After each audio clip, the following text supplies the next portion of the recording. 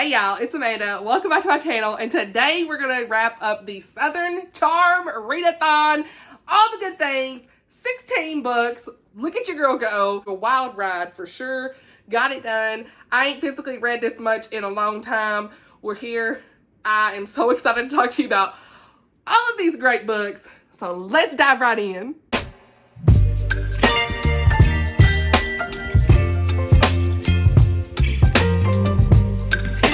Foremost, I really want to thank you all, to everyone who participated in the Southern Charm Readathon. Thank you so much from the bottom of my heart. All of the Instagram posts, the messages, the YouTube videos, the comments. I just love you guys so much, and it truly was just the best month. But I am just so thankful for all of you that participated and just enjoyed this with me and our special co-host. I'm so grateful to them as well. All the love, support, and hard work that they put into this readathon. Thank you so much to my lovely co-hosts, Amy at Pretty Little Paperbacks, Miriam from Miriam Elizabeth Reads, Sky from Read for the Sky, Chrissy at Chrissy's Purple Library, and Lindsay from Lindsay Lou Lemus. And I'm just so grateful for them, for just all the hard work that they did between Instagram posts and YouTube videos. I know Sky did some reading sprints. It was a lot of fun, and I just had the best month participating with you all. And just, I hope to do this next year. I know a lot of you all said, please do it next year, so we probably will. I'm just so thrilled that it was a great experience for all of you. And I'm going to talk about the books that I read for all the prompts. Let's go! So my girl Sky did some really great graphics for this. Okay. And so it's like where we could do like our rating and stuff. And I was like, oh my gosh, I love this. So just to wrap up for each prompt, I'll put the picture here of what it looks like. But so for, this is way out of order, so let's just talk about it. Okay. Howdy Partner was Rocky Mountain Rendezvous by Misty Beller. Gave it 4 stars. And that was a book featuring friendship or family. And then we had Chicken and Dumplings, a book you think will be a comfort read. I give this 5 stars. And it was Positively Penelope by Pepper Basham, which I just finished like 30 minutes ago, so we're going to talk about it. Okay. You already knew, honey. You already knew, right? Southern, oh, am I saying? I can't talk. All the Fixins, a book in multiple genres. 5 stars. Fairest of Heart, Karen Witemeyer. Loved it so much. It was talked about in my vlog. You already know. But I loved it so much. Okay. Free Space, thanks to Southern Hospitality. Now, you did not have to put a book here, okay? And again, let me reiterate. If you read one book for one prompt, you participated. You did the thing, okay, honey? Do not feel like you had to read a bunch of books. If you missed some, it's fine. Honey, do not worry. As long as you read one book, you participated and you did the thing, okay? But for Free Space, I did put The Bark of Zorro by Kathleen, and I gave it 4 stars. Heaven to Betsy, a mystery or thriller that will shock you. Now, my original TBR, this is the only one I strayed from because I did not get to finish or even really start. What was it called? Murder's Piece of Cake by Valerie Burns. And so that will be something I have to read the next month or something because I do have an NetGalley copy. But I ended up putting Jaime Jo Wright's The Vanishing at Castle Moreau on here, and that was 5 stars. I loved it so much. Can't wait to tell y'all all about this, okay? And so, because that ending did shock me, okay? Hottest Blue Blazes, a book with a hot setting. You already know, the best summer of our lives. 4 stars. Talked about it in the vlog. Really enjoyed it. And then, hey y'all, a book with more than one POV. 5 stars, In This Moment by Gabrielle Meyer. Hey girl, hey. Okay, we're going to talk about that too. Bless Your Heart, an emotional or heartwarming read. The Long March Home by Marcus Brotherton and Tosca Lee. 5 stars. It was so emotional and I loved it so much. Can't wait to share about it. And then Sweet Tea, a book with something sweet on the cover or a sweet story. Love and Gelato. I buddy read this with Bailey over at Bailey's Bookshelf. Chrissy at Chrissy's Purple Library, and Lindsay Lou Lemus. And I gave this 4 stars. We all really enjoyed it. I think we all give it either 3.75 to 4-ish. We all really enjoyed it. So we all felt about the same, and we all want to continue on with the series. So we'll talk about that in this as well. And so that's it. Hey, we love to see it. So yeah, I just wanted to share that with you guys. And I do have like all these reviews that I printed out. So forgive me for looking at notes, but it's been a long month, y'all. So let's do this. I had to move around just a little bit, but hey, we're here. Let's go ahead and talk about the book. So The first book I read this month was A Salted Caramel by Amanda Flower, and this is book 1 in an Amish candy shop mystery series. I do have my notes over here, so I'm gonna check that out, so please ignore me looking, but I read this at the beginning of the month. Honey, I cannot remember nothing. With all these books, I'm gonna get things, names, everything mixed up, so again, ignore me looking at notes, but we're here. So, I really enjoyed reading this. This is a really great cozy mystery. I give it 5 stars. I normally don't give cozy mysteries 5 stars, but this one did earn 5 stars from me. It is a new favorite series. I'm definitely going to continue on. It had great characters. It also had some good faith content, so that really is what bumped it up, and some faith elements since the grandparents are Amish and in the Amish community. And I listened to this on audio, so since I listened to it on audio, I did not find any issues with the language barriers that you sometimes find in Amish fiction, which is precious. I love the grandparents, small town vibes, the family aspect, and of course, I love a good cozy mystery that's set in a candy shop. Like anything that's got food, bakery, all that stuff is the best type of cozy mystery for me. This is all about Bailey, and she is just living her best life as at the world famous JP Chocolates, okay, in New York City. And she's about to get this new promotion up there when she has to leave because her grandfather is sick. They call her and say, hey, you need to come back here. And she goes to Ohio. His heart condition is worsening. And so when she gets there, there is some drama with this guy who wants to like buy up all of the Amish town shops and stuff. And her grandfather is not selling, honey. He is not. Grandfather ain't gonna be selling the candy shop. Absolutely not. But in cozy mystery fashion, next thing you know, Bailey ends up finding this man who wanted to buy up all the shops dead in her grandfather's chocolate shop. Or candy shop. Yeah, candy shop. And so, yeah, she becomes the main suspect, and it goes on from here. That's typical cozy mystery. But really, what really put this over for me was like we had that faith content I told you about. We had this really great deputy, and I love when I have a good deputy, by the way. Loved how he would like try to help her, and like he was tied in with her grandparents from his past. Loved learning about his story. It was just such a simple life here in this little town, and as usual, I didn't figure out who the killer was, but you know, that ain't nothing new over here. So anyway, no surprises for me. It was a great ending. I highly recommend this series. The next book that I read this month was The Other Side of Special by Amy J. Brown, Sara Clime, and Carrie M. Holt. And it's navigating the messy, emotional, joy-filled life of a special needs mom.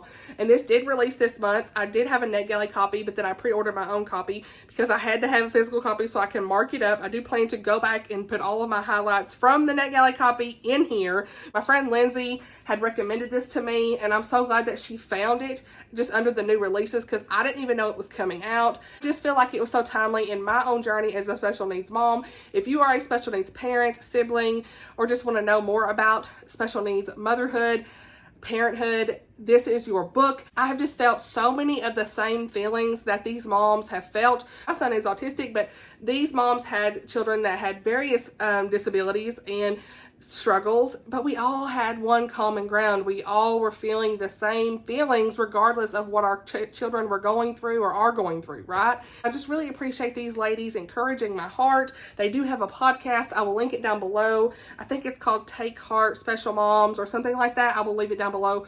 I have listed to several of their podcasts, and they are great. We are reminded that it is okay to give yourself permission to grieve certain things in your child's diagnosis, but to let God handle us where we are in that. This book reminds us that comparison is truly a trap. Regardless of if you have special needs children, comparison is a trap. We should not compare our children to other children. It is so hard not to. Every kid is on this different path, milestones, all that stuff. It's a trap, okay? And this book truly reminds us of that. One of the quotes was, when we focus on what we do not have, we miss what God freely offers. Amen. It is chapter specifically on comparison, grief, fear, shame, brokenness, guilt. So, like the soul rest that they mentioned in this was perfect.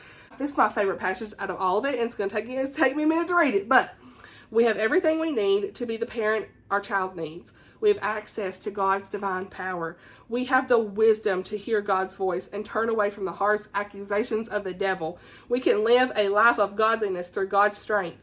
He abundantly gives us wisdom without contentment or disdain because we have asked. He does not sit in heaven saying, oh dear, she's asking again. I don't want to give this to her. but with open arms, he is begging us to ask.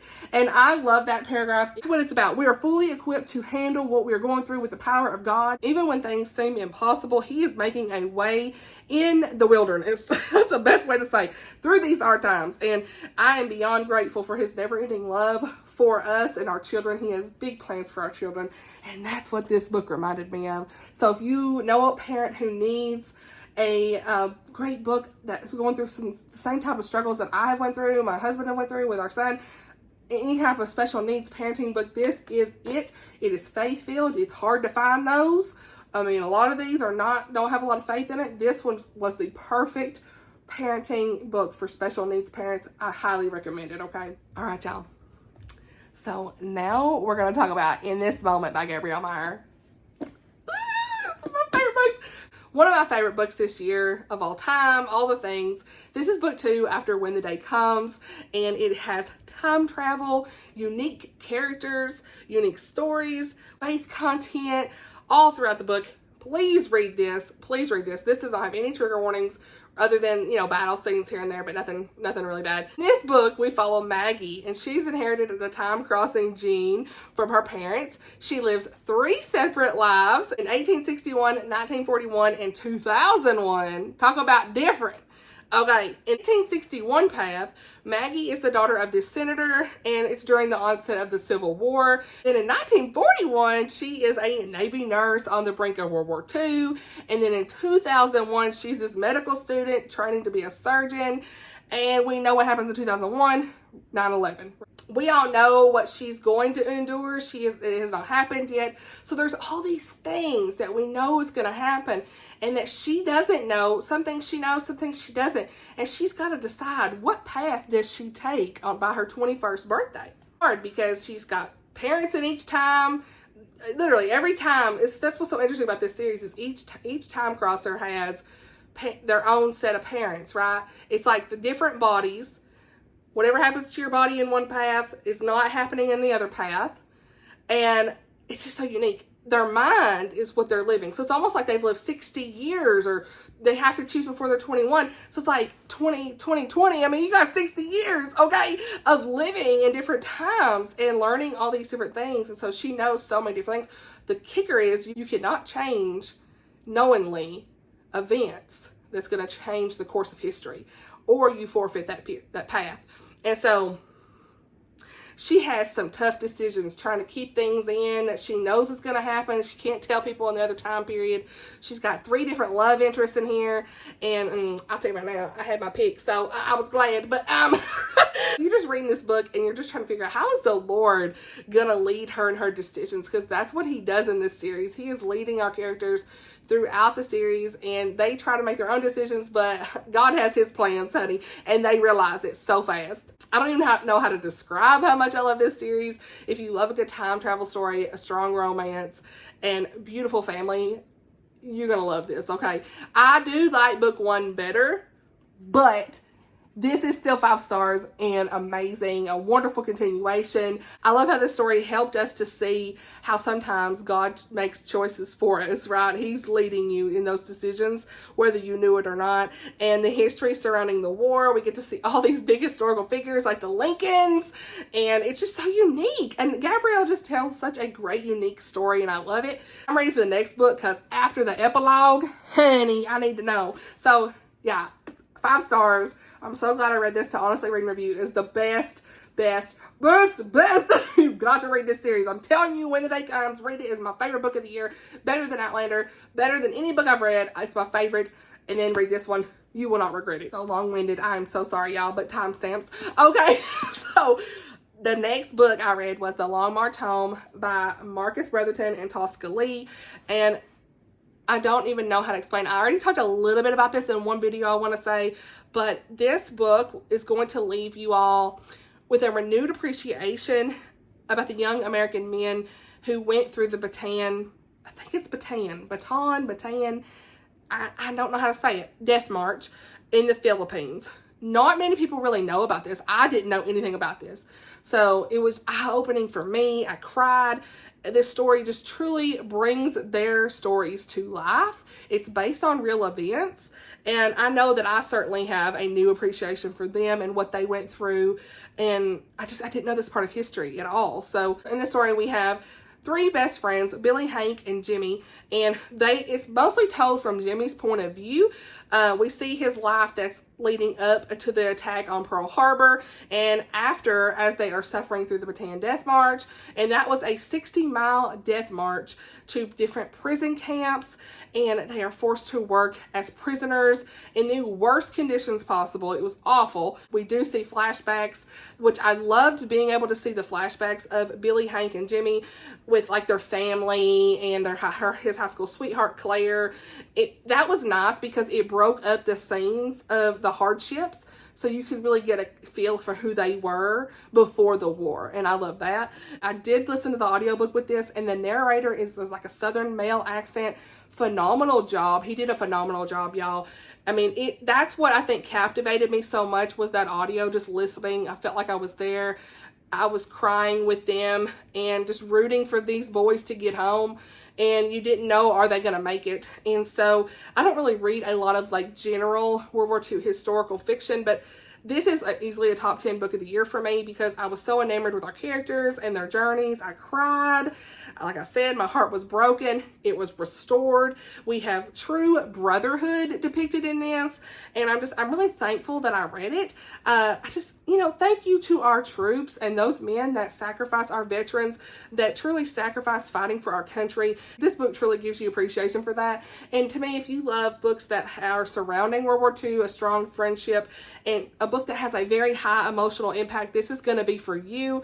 I do want to say that this does have some very hard topics for content warnings. So let me look at my notes here, but we had some very graphic war scenes, like battle scenes, prisoner torture, like the horrors of war, I would call it. And so he does have a little wartime drinking and things like that. And, that is fine. But like the battle scenes and what they went through in the prison camps was the worst part.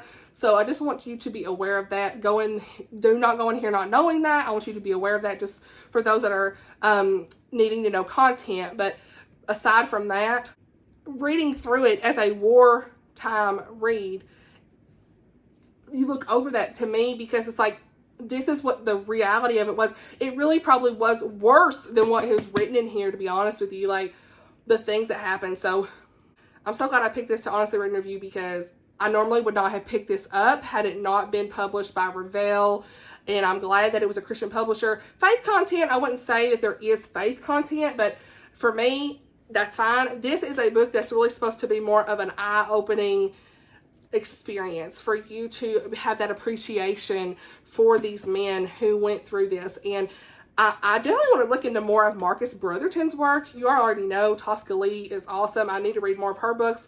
Iscariot's on my list. I truly love this book. So if you are looking for a good World War II time read, more so in the Pacific area, because a lot of times you don't see that in the books, I'd recommend this. All of those wonderful books, we had a dud. Okay, so I was giving out 4 and 5 stars left and right, y'all. And then we have Spy Family. Okay, so y'all know I love Spy Family. I've gotten rid of all my books but given to my brother. He loves Spy Family, the manga, and the show. I've not watched the show still, but Anya is my little sweet bean. We all love Anya. I love Anya. I need an Anya on my shelf. I love Anya, okay? But I buddy read this with Chrissy, Sky, and Lindsay, and we all just felt the same. Okay, so I give this 2 stars. They give it 1 star. I think Sky may have given it 2 or 3 stars. I can't remember, but we all were kind of the 1, 2, 3 star. Truly, this series is like up and down for me, okay? The missions with Anya are great, but I think the plot needs to progress, okay? If you read this, we all kind of got the same. Okay, enough of these side quests, enough of these plots, like these side plots. We need the main plot, main characters, to finally get everything revealed, and we still are not, they still don't know. Like Anya, Lloyd, and her, they still don't know everything that they need to know. I'm ready for this. 9 volumes in, we should know. That's the way I feel about it, okay? Anya and the dog, it's just so cute. But here's where it really went downhill. Mission 59 was trash. This is ridiculous. I mean, let me just say, the entire mission of Mission 59 was centered around Anya's little friend, Becky. Look here, Becky. She like 6-year-old, okay? And I don't know if it's the culture. I don't know if it's just manga. But to me, this was a little bit much, okay? Now, like I said, there are a lot of volumes in Spy Family I enjoy, but I'm not as excited about these anymore. I really don't even know if I'm going to continue on with the series unless I hear that maybe something has been revealed. But Mission 59 was all about Anya's little friend Becky watching inappropriate romance shows and then using what she saw there to like make moves on Lloyd, who is the dad of Anya, like the parent figure of Anya. And then she's like thinking it's okay to have an affair. What you saying? You're 6-year-old. This is completely inappropriate, okay? She is a child. Then she was acting like she was tipsy. What? Why is that in here? It was just cringy, inappropriate, and I am just not loving this. So I give it like 2 to 2.5 because of the first volumes, but like the first, whatever, missions, whatever you call them. But once I read Mission 59, I was like, I'm about to yeet this across the room. Peace out. I bought this. I wish I didn't buy it. I'm going to give it to my brother, let him have these, move on. Some people might think it's funny, but I sure don't. Okay, completely unnecessary. We need to be, why even write that mission? To me, I'm ranting, sorry. But to me, it's like, we need to be learning more about Anya, the dog, the parentals. They need to be figuring it out. I want to see a love story with the parentals. Hello? Not this. Okay, so it's over there. Okay, I'm getting rid of it, okay, because reasons, absolutely not. So yeah, that was very disappointing, and it's just like, I don't get it, but okay, moving on. But after that, I did have a good, another good book, so I gave this 4 stars. Denise Hunter, A Novel Proposal. I gave this 4 stars. This is her most recent release. I don't have a physical copy of it, but I did listen to this on audio, and the audio narrator was wonderful, by the way, so I highly recommend that. But this is just like a really fun and refreshing, like contemporary, Christian contemporary read. A really great beach read, summer read. I have not done like any summer recommendations, but this is a really good one, okay? I highly recommend it. So look at your Libby app, all the things, try to find the audio, whatever, while you're on the beach. Honey, this will be a really good one. So this is the book that I was thinking of when I did a recent video. Y'all ain't seen it yet. It's like an anti-book buzzword video. And I said I didn't really love like the whole author aspect in books a lot of times, but this one I liked it. So in this one, and I couldn't remember the book at the time, so yeah, there you go. There's the answer. But this one, I enjoyed the characters. The writing aspect was cool. There's like this little free library, and the romance writing 101 bits that you'll see at the beginning of each chapter, that was cool. And so I think the way that Denise Hunter did it was nice. I don't know that I would have picked it up had Oshina not read it and gave it 4 stars. So hey girl, another break, honey, we love it. The book follows a girl, Sadie, and she's this author of Westerns. And so she loses her writing contract, and she's asked to like try her hand at writing a romance. And she's like, I don't know, I ain't never been in love, you know. And so she has no idea where to get started. And so she goes to this little beach house to kind of get away so she can be inspired to write her story. And so in comes the next door neighbor, which really they're like in a duplex, and he's the guy next door. And so, you know, he's been through this really tough breakup, you know, that whole story, honey. And so Sadie starts like enlisting Sam to help her with the mystery about the engagement ring. And yeah, Sam's like, hey, I will help you as long as you'll be my +1 at my cousin's wedding. And pretend, honey, fake dating right there. And so sparks start to fly. The rest is history. So yeah, it was just a really cute romance. I want to read more of Denise Hunter's books, and I just think that if you want a cute beach read, this is for you. All right. I'm trying to get through it. I'm sorry, y'all. Long-winded again, but here we go. Jaime Jo Wright, The Vanishing at Castle Moreau. Wow. I did not expect to love this book as much as I did, but I give this like 4.5 to 5 stars. I gave it like 5 on Goodreads, so I'm gonna say it's 5. But her endings, the ending that had this big reveal and just left me with so much hope, that's what did it. Jaime Joey's ending, I'm telling you, it's the best. I just loved it so much. This quote made me cry. A sisterhood that is greater than fear and a holy strength that conquers evil. Amen. That's me and my friends, honey. The sisterhood. Yes, girl. But I think this book is perfect for anybody that loves like mysterious castles that have secrets, which by the way, this is my favorite cover of hers. I love the pink. It was wonderful. I love a good mysterious castle. That's why I picked this one up next. It's got that gothic vibe. So I think if you like any type of gothic type story, you would like this. It does have dual timeline, and it's got this century-old mystery that you're just like, what? And there's a little bit of romance thrown in. So yeah, I really like the romance that she had in this. It had a little bit more than usual, so I really like that. And so yeah, this is a multi-timeline. It really has primarily two dual timeline. There is like a third that's a smaller bit, but it's really mostly dual timeline. But every now and then you would see this perspective from 1801 that was titled The Girl, and you're trying to figure out who's this girl, what is going on. You know, it really appears to be people that originated in the castle, but you're still trying to figure out, okay, who is the girl from the very beginning. Okay, but the main timelines are 1870, and we have this orphan, Daisy, and she takes a job as a housemaid, and there she ends up meeting this gothic authoress, I think you want to say. Is that what it? Yeah, authoress. I can't say that name. Okay, authoress. Okay, she's the author. Okay, and she appears to be like hiding things around the castle. So like Daisy's trying to figure all this out, right? She also starts to have like this little romance that starts to bloom, and then we have present day Cleo Clemens, and from the very beginning, you know that she's running from something, and you don't know what she's running from. We try to figure that out as well. But she is hired by this woman's grandson who lives at the castle, okay? He wants Cleo to kind of like help her grandmother with her hoarding tendencies. It's gotten way out of hand. But as usual, there's more than meets the eye at this castle. Okay. Cleo starts trying to figure things out too. There's a little bit of romance and mystery. She's uncovering things. She might get more than she bargained for in this new job.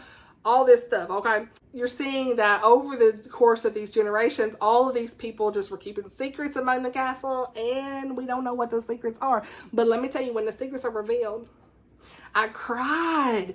I love what she did at the end of this story, and what the secret of the castle was. You all will love it. So it's not creepy. I know sometimes we get in that creep level. Honey, this is not creepy at all to me. I just got that like mysterious vibe. Some parts are a bit longer for me, but like ultimately that ending, that last 25% when everything was revealed, my heart, like what Jaime Jo did, I didn't see it coming. So that's why this really is the Heavens to Betsy, honey.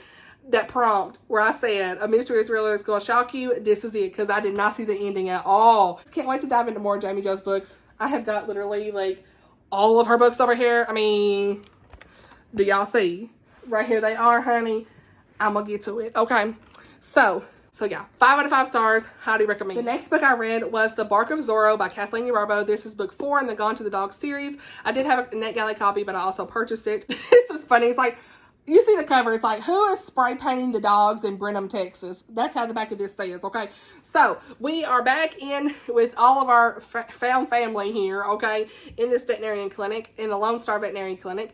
And this is where Cassidy and Jason are going to try to figure out who's spray painting the dogs, basically. But I have just thoroughly enjoyed this series. I have told you all about this time and time again. Great Christian cozy mystery series, a lot of fun, and you know, they have a little bit of romance, and they're just cute and clean reads, so they're just a good time. So book 5 will probably, book 5 is going to be by Janice Thompson, book 6 will be by Kathleen, and I don't know that I'm going to pick the next two up on ebook because I have a lot of other books I want to get through for NetGalley, but I will purchase them, and I think I already pre-ordered them, so I'll be reading them at some point. But in this book, dogs are starting to show up with this spray painted letter Z at this veterinary clinic, and so Cassidy is working at the clinic, and she's trying to like solve this mystery using social media and her own investigating. And then we have the handsome game warden, Jason, and he's coming in to help. He is kind of involved in this reality TV show that he's not really vibing with a whole lot, but these cameras keep following him around, and then they start following him and Cassidy around, and they go on a couple dates, and it's kind of wild. But yeah, so I don't know, I really liked Cassidy. I think she's a new favorite. Did I say color? I really liked Cassidy in this book. She is definitely a favorite color. Reviews! Proofread! I'm changing that right now. She is really a favorite character. I am dead. I put that on my NetGalley too. Honey,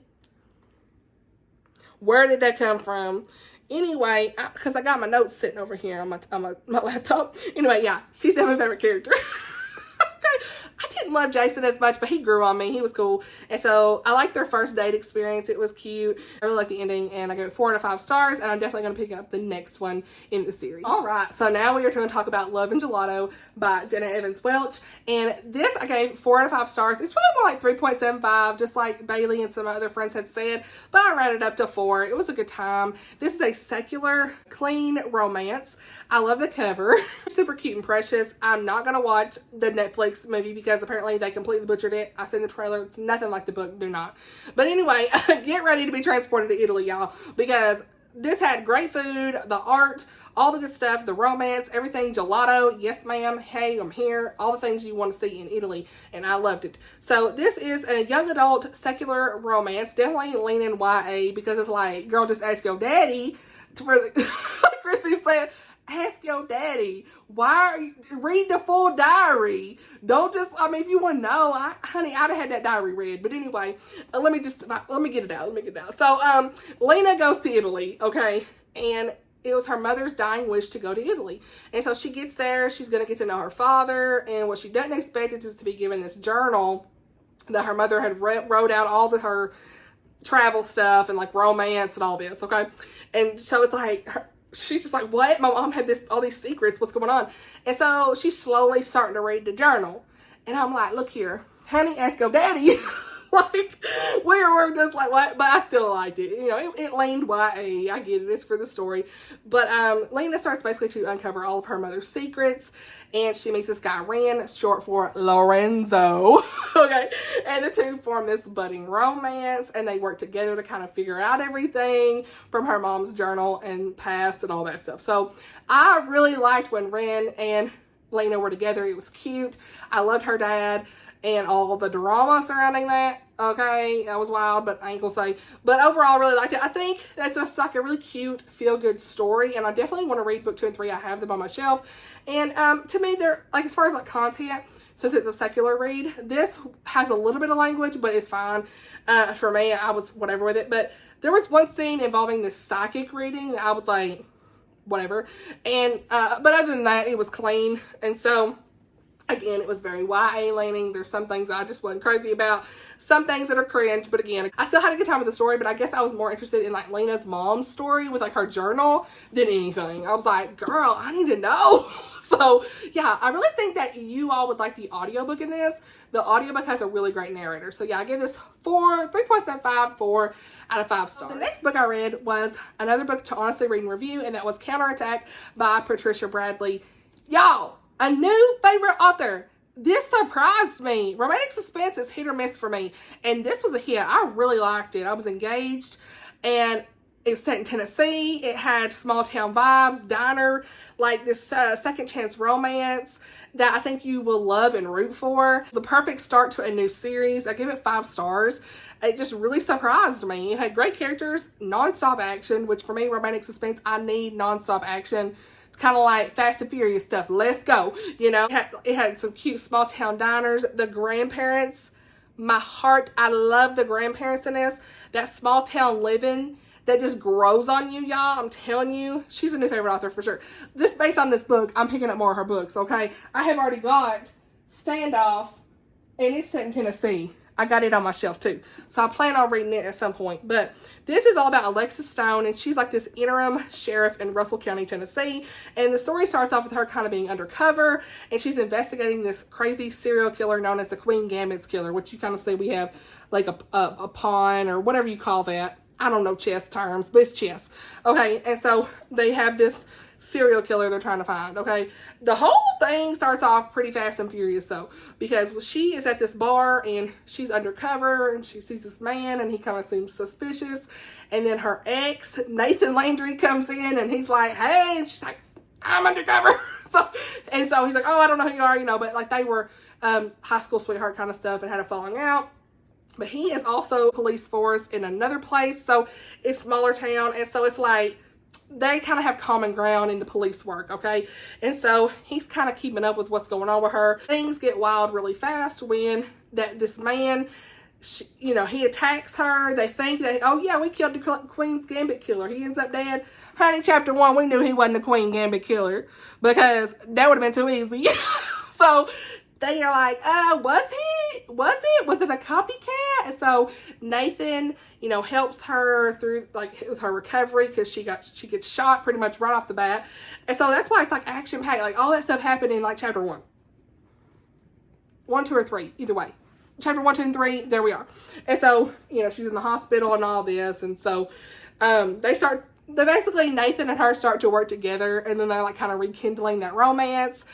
And then they start to realize that Alexis is the one that's in danger, and all this stuff goes down. So yeah, what I really liked mostly about this was these characters of Alexis and Nathan. I feel like that they really worked well together. Short chapters from each point of view. I always like that because it's a quick read, honey. There's also this really nice light faith element in here, particularly like when the grandmother says, "Hey, have you asked God to help you in this case?"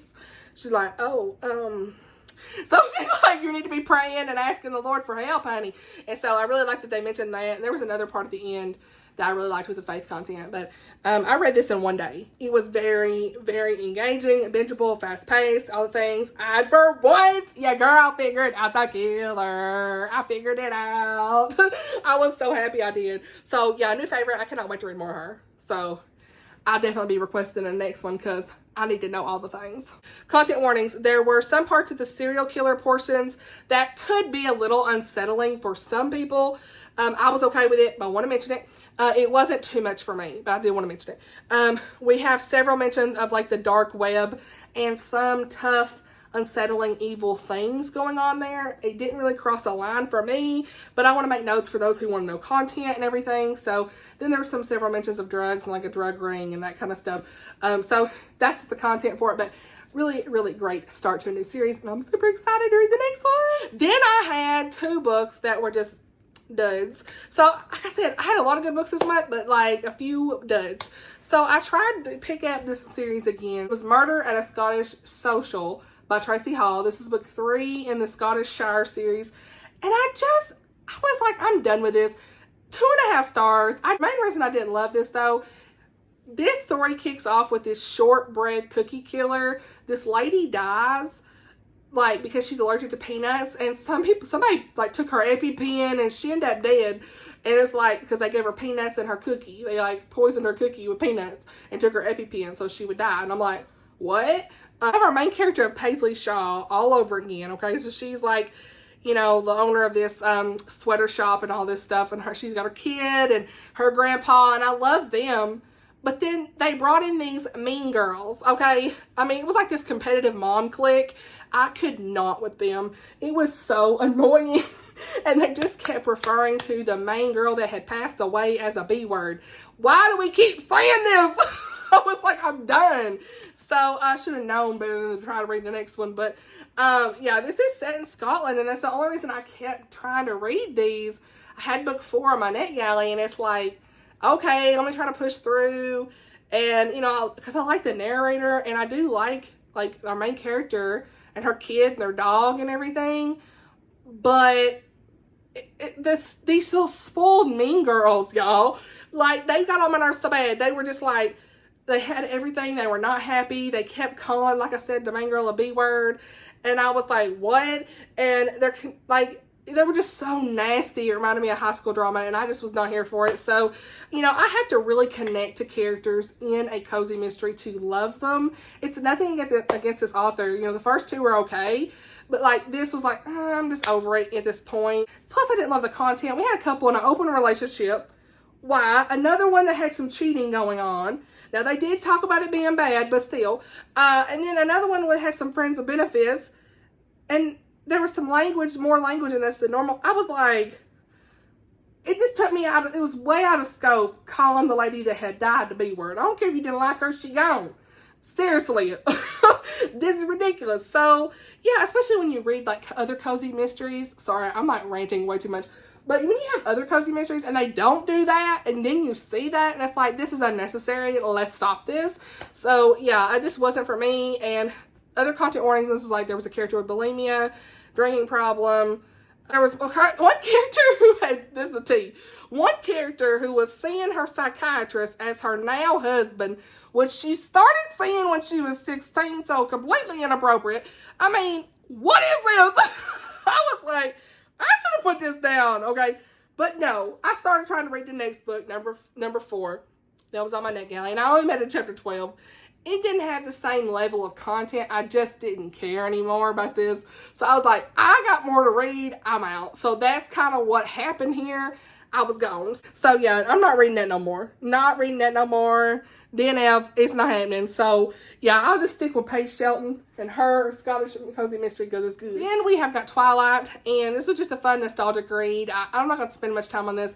You already know. I did a whole vlog on this. Please watch it. It was funny. The Hubs was in it. We had a good time. Thank you for all your great comments on that. I was a little nervous. I was like, people are going to call me out on this, but I think we all are the same here. We love a good Twilight reaction and just laughs, and it was cringy, toxic relationship 101 back in the day. We didn't care. We loved it at 18. And yeah, I had a good time. It's the nostalgia for me, and I was always Team Edward, like I said, but I did kind of go back and forth a little bit with Jacob because, you know, New Moon stuff. But overall, yeah, I mean, my favorite characters are Alice and Jasper. I'd love a book about Alice, just saying. And I mean, yeah, I mean, not much of a review here. I didn't really have much of a review to say other than it was fun. How do we not know this was toxic back in the day? But yeah, I still love me some Twilight after all this time. It's just like the book that got us all back into reading and a good time and all things. So yeah, I give this 4 stars because it's fun. The book I read was Karen Witemeyer, Fairest of Heart. First Karen Witemeyer book. Loved it. It is a Snow White retelling, Christian fiction, great faith content. It's set in Texas, and it's the first book in the Texas Ever After series. And it just didn't disappoint. I love retellings. I'm definitely going to read more of Karen's books. It made me realize I might want to try some more Westerns and things like that because I've never really read any Westerns. And just the faith content in this was top tier. So yeah, I already talked about this in my vlog, but I'm going to try to be as brief as I can. This comes out in June, and I did get this to honestly read and review. So this is a very delightful Snow White retelling with the swoon-worthy hero. I can't even talk. I am losing it. A hero, swoon-worthy hero, okay? I was here for it. So in this, we follow Penelope Snow, and she is this personal maid of this famous actress, Narcissa. The name says it all, okay? Penelope is our Snow White lead, okay? She is this beautiful woman, hides her figure. You know, Narcissa sees her and gets jelly because of her figure, and she's in her dress. She sends her away, and the rest is history as Penelope meets Titus, who is a ranger, saves her, takes her in to this little ranch where the 7 grandfather figures, the 7 drovers, take care of her and love her, and she becomes part of their family. But Narcissa, she's this evil queen figure, and she kind of like, where is she? I need my stuff, because she's stealing things, and like she's got her own secrets. And the story goes on from here. It's like, can she hide from Narcissa forever? No, honey, she can't. So everything starts to be revealed. The Diamond D Ranch is my favorite now. I need all of it. I need the whole series. It's going to be great. And what really did this for me is I loved the grandfather figures in this, the characters. I loved the little romance. It's wonderful. So yeah, I give it 5 stars. I don't want to say too much more because I've already talked a lot about this, but you know, I loved how Titus would look into God's word. There was such great faith content in this. You know, we had so many scriptures throughout, and our characters truly turned to the Lord for guidance in this. Such a great, surprising read. First Western, I love the atmosphere, and even if I don't always understand some of the Western language, I have a good time with this. I could easily see the correlation between the Snow White characters and the book characters here. Really well done retelling. And so yeah, overall a wonderful start to a new series, and I can't wait to read the next one. I read Rocky Mountain Rendezvous, Misty Beller. First Misty Beller I've ever read before. A historical fiction all about 4 sisters journey out west to find a pagan Blackfoot woman named Steps Wright, who had helped save their father many years ago. It was his dying wish to go find her. They're on this journey. They meet this man. He's a protector. They're out west. They're the only woman around in the Rocky Mountain Rendezvous. I learned a lot about the Rendezvous. Rendezvous, like trading furs and stuff. It was just such a fun story, great historical elements, cute little romance. I love that our main guy, Riley, was a protector. His friends were helping him, and our main girl, Juniper, was just a delightful character. And her sisters, I can't wait to read Laura Lee's story because she was awesome. And this is set like out in where Wyoming would be, and they called it the Green River Valley, which was future Wyoming. It's in the 1800s. It was just awesome. It does end on a cliffhanger. So, be warned, honey. You're going to want the next book. It comes out in November. It's already got a cute cover. I cannot wait. I'm going to be requesting it because I need to know all the things. We need this journey to continue. So, I give this 4 out of 5 stars. It did have a nice light faith element where the characters are like praying to the Lord. You might see their thoughts and prayers italicized, that kind of thing. I really like that. You know, some parts were a little slow for me in their journey, but I still really enjoyed this story and the characters. And I love the way that Misty brought this setting to life. So yeah, I'm definitely intrigued to read the next one. And this is another book that I picked up to honestly read and review. It comes out June the 6th. So definitely pick this up. It's a sweet read with the historical element and the Rocky Mountain setting, Western vibe, an adventure. You're gonna like this. I also really like the cover of this. Like, it's perfect. So yeah, 4 out of 5 stars, and I'm going to be continuing on because, honey, your girl needs to know. The next book I read to honestly read and review is The Best Summer of Our Lives by Rachel Hawk. This comes out June 27th. Please pick this up. I've already talked a lot about this. I was crying. Y'all already know, but briefly, this is a book about 4 friends in the 70s, mostly told in the 70s. We also have another timeline of the 90s, so 20 years apart. So I guess we'd say 20 years apart, that 4 best friends, many secrets, encounters with Jesus.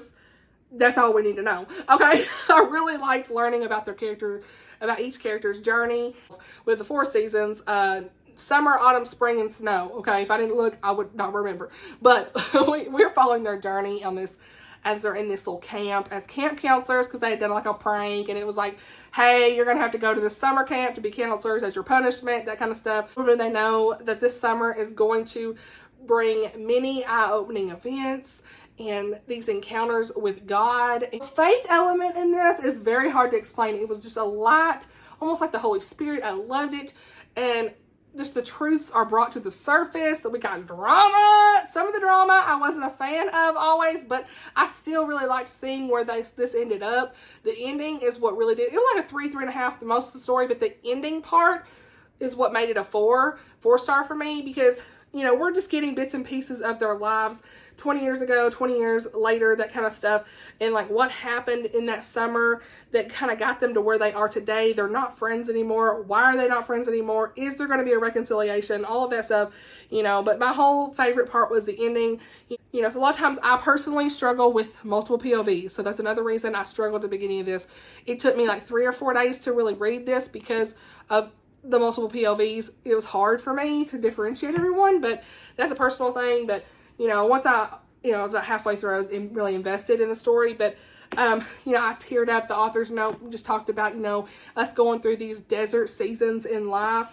And, you know, Rachel was reminding us to cling to Jesus in those times. And, you know, even when you don't and you're running from him, he is always there with you in those times. And the story does remind you of that, and I really appreciated it in the end.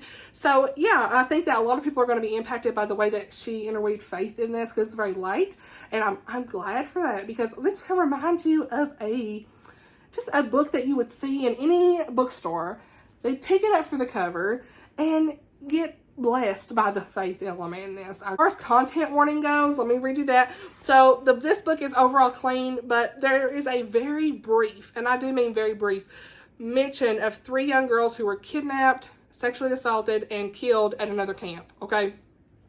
We also have some discussions surrounding sex before marriage, adultery, teenage pregnancy, dealing with divorce, that kind of stuff. But I was not triggered in any way by anything in here, but I just want to mention that those topics are covered, okay?